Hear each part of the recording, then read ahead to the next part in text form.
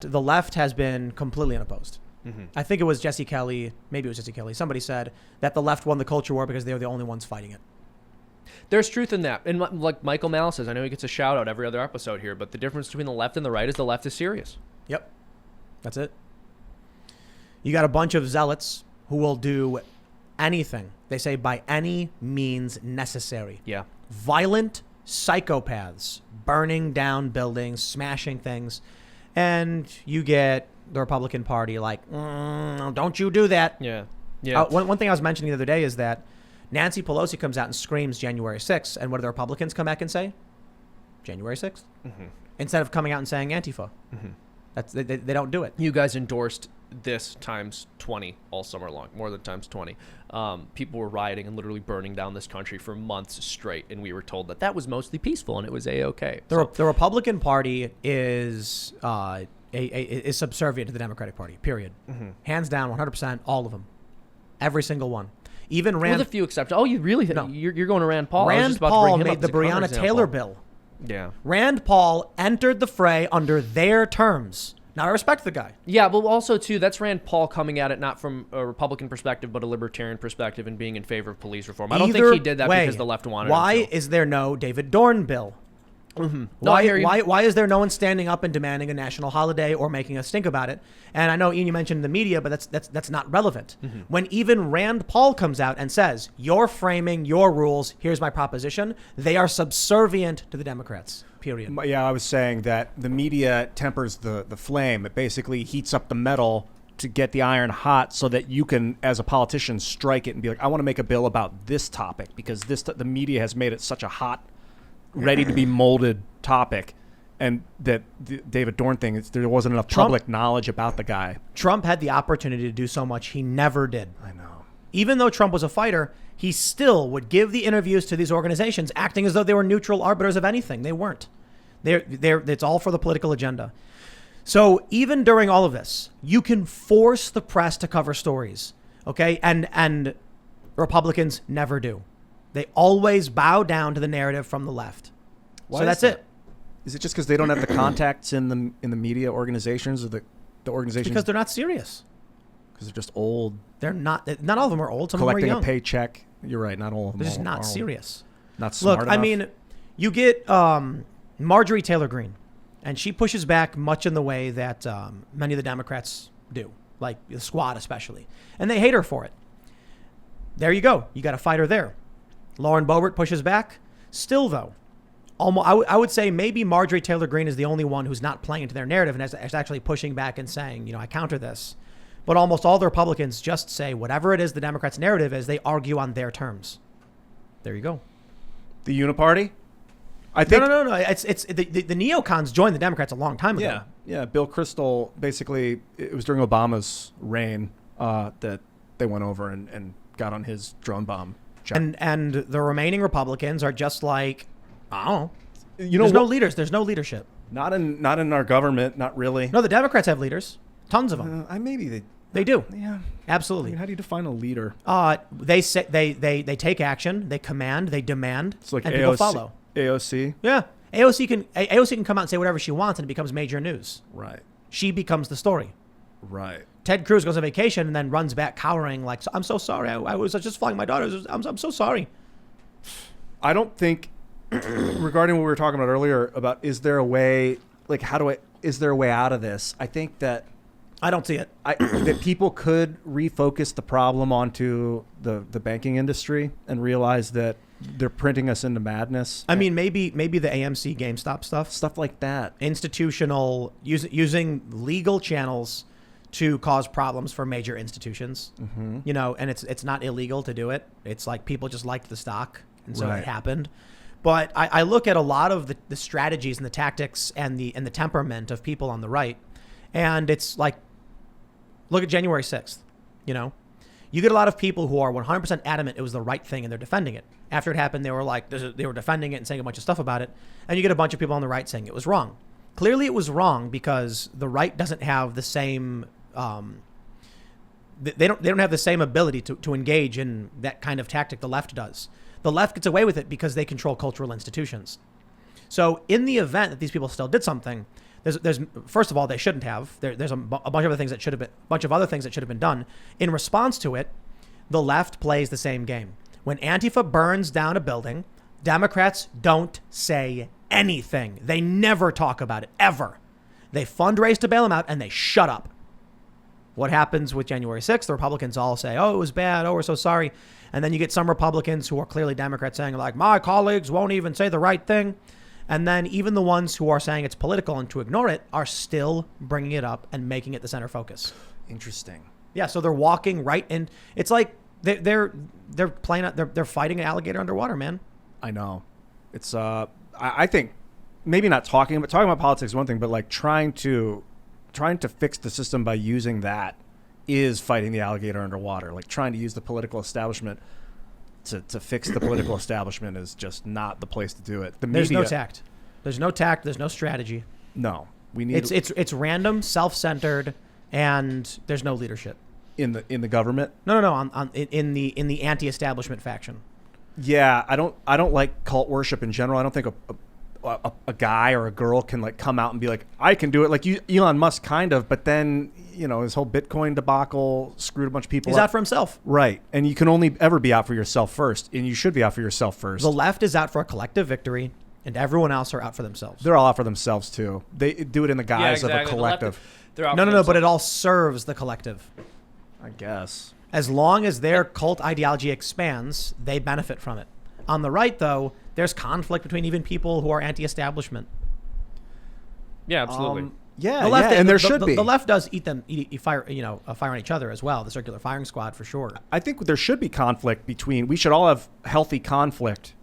You never want to subserve to another human, really. I don't think. Even in a marriage, you want there to be healthy conflict and communication. Not necessarily confrontation at the very least, if not conflict. But so we need a system that allows for that. Obviously, I don't think a human's going to come and be like, "I will follow me, everyone," like the Captain America. But we'll build a system, I think, that will help facilitate a solution. That's my goal, anyway. Here's the thing: I think it's important to have leaders, but at the same time, part of why the left is winning is because really being committed to their principles doesn't require a lot of look at what they're doing. They're being violent and psychopathic. That doesn't exactly require a high degree of virtue or thought. I mean, what the right is talking about and what the right needs to really do to get people on board and have any kind of victory is encourage people to live their lives in strong and virtuous ways and oppose immorality everywhere they see it. That's difficult. Yes. That's a lot harder to get people to do than to throw Molotov cocktails at buildings or scream down people who disagree with you politically. And it's also vague. Like, how do you tell someone how to live morally? Like, that's a challenging. Like Jordan Peterson does 8-hour, lectures just about that, about one way that you can live more just. 100%. But I'd also say, and this is part of what being conservative is recognizing the age-old wisdom. Just saying, like, these are the virtues. People need to live these out as best they can. That's what we have to encourage our followers to do. I've said this before, but conservatism has very much become this very loose affiliation of people who have kind of vaguely similar ideas about the economy. And oftentimes it falls back on this philosophy of just like, leave me alone and let me do whatever I want. But which is actually more classically liberal. Yeah, exactly. We need something much more robust. And this is why I've always said we need something much more robust, or I've said more recently, more robust and rooted in Catholicism. And what I'm saying there too is something really, really well rooted in virtues and people living their lives in an upright fashion. And I don't think that's too vague if you're referencing the virtues specifically. Like, the reason I refer to it as vague is because when you're like, Antifa's like, we're gonna throw a brick, that's like a call to action. Like, pick this up and do it, and then it's done. But like, if you're like, live humbly, be humble, like, that's a vague command, so how do you implement the virtues? That's fair. Well, and I think too, a lot of what they talk about is tearing the system down, and they deconstruct everything philosophically. They don't necessarily have to put anything forward in terms of what should replace the system once it's been removed. So they're not in the business of building things, whereas we're supposed to be. So again, that's an edge that they have. They're destroying things. Exactly. And that's the point. That's their goal. I guess a good way to exude virtue is to make internet video and show people, like, make cartoons. Do it become it yourself, and then allow people to witness. Interesting. Yeah, mockery is good. But it seems to be, I guess, not as effective. It's been 10 years. Who'd have thought that when you saw, Gamergate, that these cultists would have reached the highest levels of government? the presidential office. I never would have. And it happened. 6 years. Literally It's happened. so weird. Biden Oh, has. no, honestly, it doesn't surprise me at all. So the right or the anti-establishment, or whatever you want to call it, has lost every step of the way. Politically, absolutely, yeah. Some victories here and there, some victories in certain areas, but Trump was only holding back the tidal floods. Actually, Tim, what happened was we won so much we got tired of winning, so we decided to start losing all the time. Who got wants so to play boring. with someone that can't lose? You know? Yeah. Donald Trump won, and a lot of people felt that was it. And the good example of that is 2018. People voted for Trump because they don't care for the Republicans or the Democrats, many of these people. Trump wins, but he won with only 88,000 votes across 3 states, which gave him a good electoral college victory. Yeah, Come it's true. 2018, those people didn't come out and vote. So the data suggests that the people said, I voted for Trump, I'm done. And that was it. And then the Democrats got the House back, and they used it to burn everything to the ground. 100%.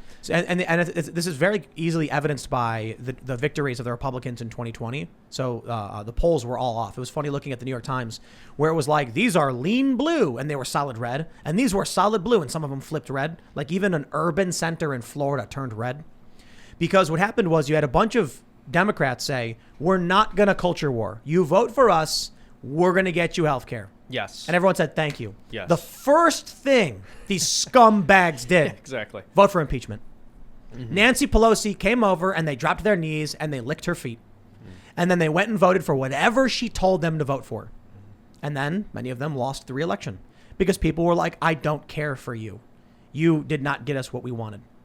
But still, it shows you that these Democrats promise all of these things and then deliver nothing. Well, and this is part of why I think, again, even though I will not make hard and fast predictions here, there is some hope for a backlash, because I think when people vote Democrats, it's most often because they believe they will provide them things like inexpensive health care or worker benefits. They'll strengthen the unions. Now, I'm not saying that Democrats actually deliver on these things or that the strategy Democrats would take for improving people's quality of life are in any way effective, but this is what people seem to want from Democrats.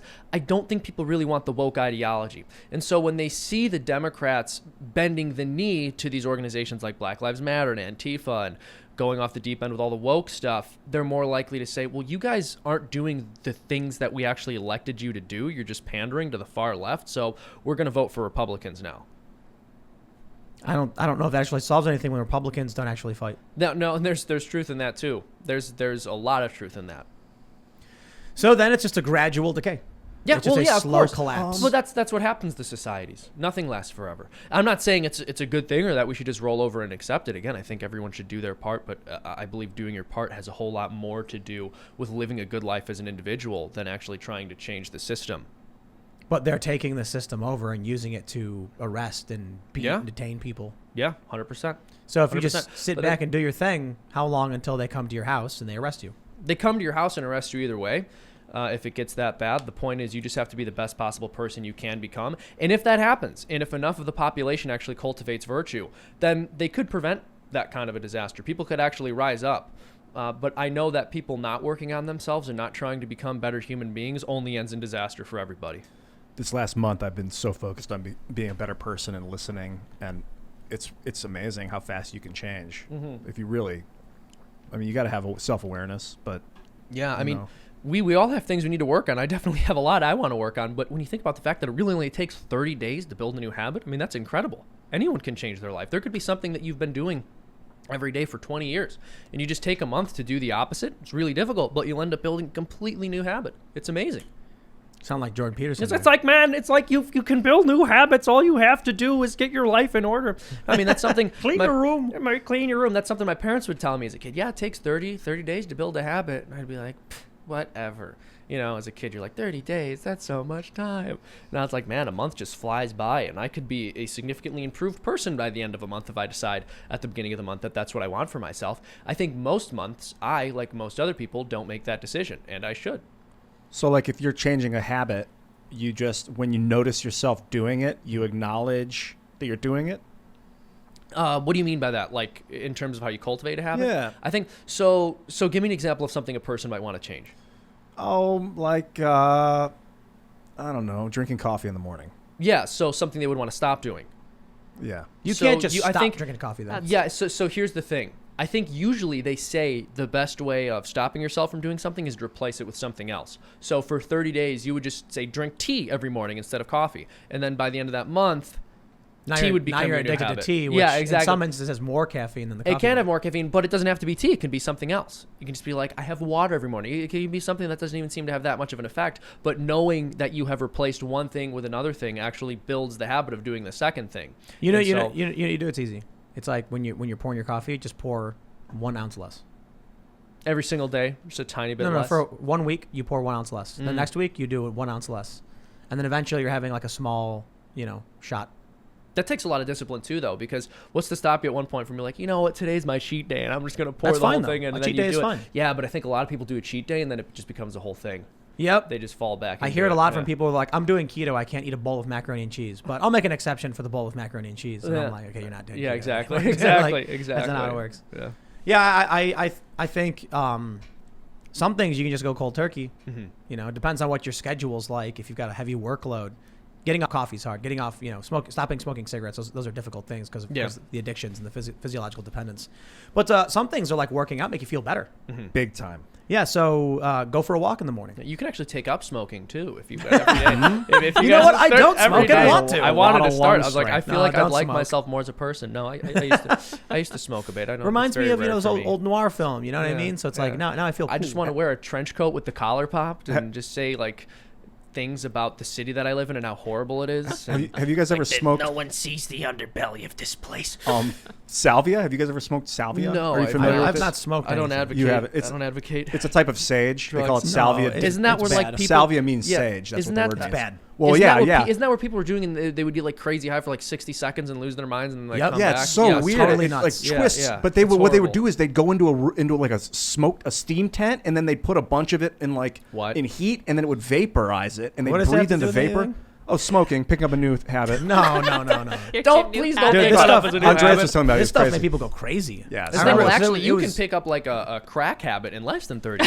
That's the thing. No, none of that. none So of that. how do you build a new habit of something you want to learn how to do? Like, I don't know, increase your listening skills. Yeah, I mean, again, I think I'm no like expert or self-help guru here, but I would just say that you have to start by just doing that thing every day for 30 days, and you have to schedule it at a specific time so that it works its way into your schedule, and then eventually it just becomes a normal thing to you that doesn't require as much effort to get started with, and that's when it becomes a habit.